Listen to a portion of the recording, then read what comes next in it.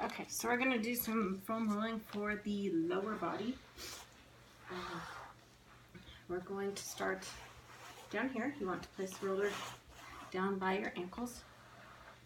And the principles of foam rolling is that it works to lengthen the muscle. We're working adhesions and sore spots out of the muscle.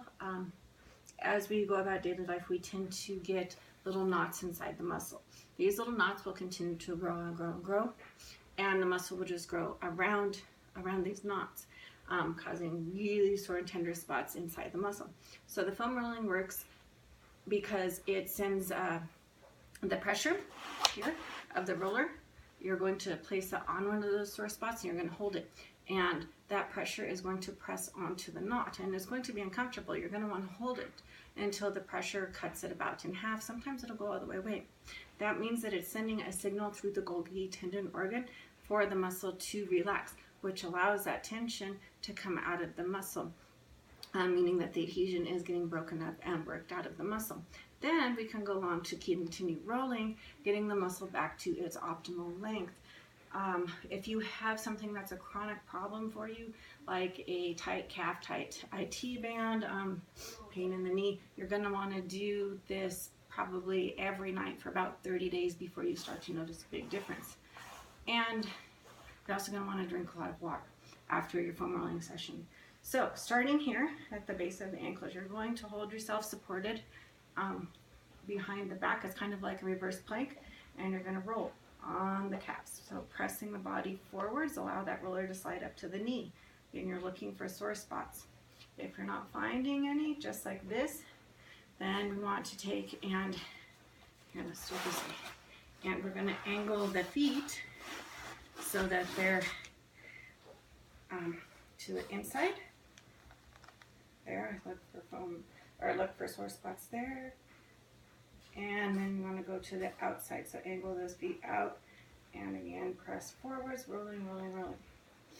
If you find that that's not enough pressure, you know there's something there, but you just can't quite get to it, you're going to take and cross one leg over the other. So now you have the weight of that leg on the bottom leg here, and roll until you find a sore spot. Another good thing with this is that you can go ahead and do that rotating of the foot, really getting deep into the muscle tissue. Now, while you're here, once you find a sore spot, you're going to hold it. It's going to hurt. Flexing your foot up and down is going to allow you to get really deep into that muscle fiber, really working on breaking up that adhesion. There you go. And again, hold, hold, hold. Once it's a little better, roll up, and you're going to continue that until you get all the way to the knee. There's one. And again, you can put the foot out towards the side. Sometimes you'll get a muscle that just wants to slide. Go back and find it. It needs that's a sore spot that needs to get worked out. Again, flex the foot, really working on that knot, and good. Then I'm going to take and do the back of the leg. So likewise, hold yourself up from the back, roll forwards up to the glutes. This is for the hamstrings. I personally don't feel a lot here unless I get myself all the way up and have the roller positioned right where the glute and the hamstring go together. Then, let me see if I can slide back a little bit so you can see the feet. So I'm seated up here, and the foam roller is sitting right where the glutes and the hamstrings go together, and it's pretty tender. I want to flex the feet up and lean forwards, really letting that foam roller get into that tie-in spot between the glutes and the hamstrings. That's another really good spot that should help your squat as well. And again, we're going to hold. Good. Now while we're here, we're going to work on the piriformis. That's a muscle inside the hip. So sit on your foam roller, take the bottom leg, lean over onto the side of the glute muscle. Now, depending on your soreness, sometimes you can just roll around and those kind of get out of there quickly. Sometimes you'll find one you need to hold because it's really sore. If you need more pressure, you can cross the leg over. That's not usually something I thigh, knee, butt. Everyone's different.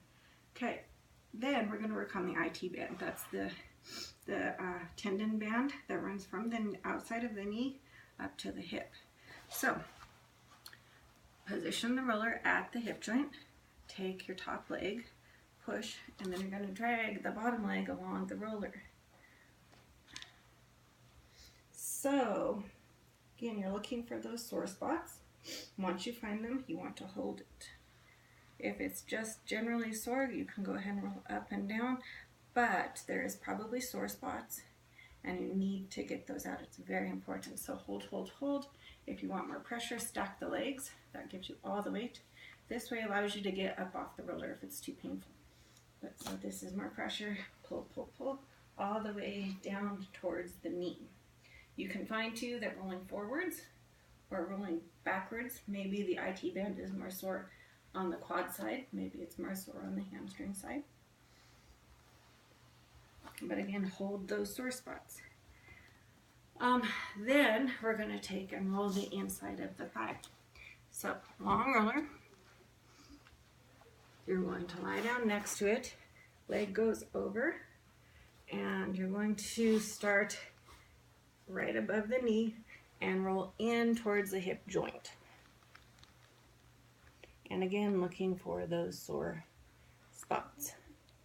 I'm thinking you should have one right about there, right about here, and then possibly up inside the thigh more, up by the hip joint.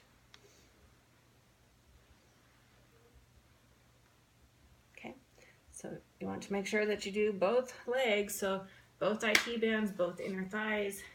Make sure you get both calves. I'm thinking, if I remember correctly, that your knee, the one that's hurt, that one is going to be way more tight on the calf and the IT band. Now, this is for the front of the leg.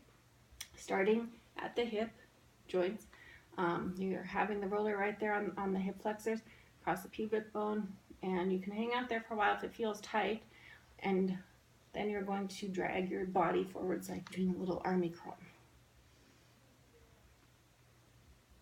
And again, looking for those sore spots.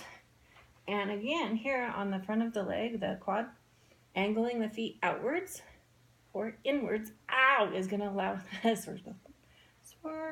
going to allow you to hit the muscle from a different angle, as well as getting deeper into muscle fibers. That is sore. You do not want to roll the knee itself, so bend the legs up right before you get to the knee, but you can go ahead and roll all the way down there. But just don't roll over the knee joint itself. Okay, and then I'll show you the one for the hip flexor, and because those are probably tight from sitting at work. So you want to take the foam roller and you're going to put it right here, right there on the front of the hip joint. So you want to take the edge of it, and what you're going to do is roll down the leg to about right there. And we're going to be rolling the psoas. The psoas is the hip flexor muscle, and this one gets tight from sitting, from doing ab work, from running. But it goes from about here in the thigh all the way up here into that abdominal cavity. Hold your leg on. So you want to place that edge of the roller there. You're going to push yourself up, and mine is tight. And again, look for that sore spot. And you're using just kind of the edge of the roller, and you can tilt the body to the side more or to the inside, whichever way is you're feeling like you're getting more of a massage on the hip flexor. But making sure that you hold those sore spots. If you can't hold it until the tension cuts in half, at least get 20 seconds and then get off it and go back to it, okay? All right, so that should help.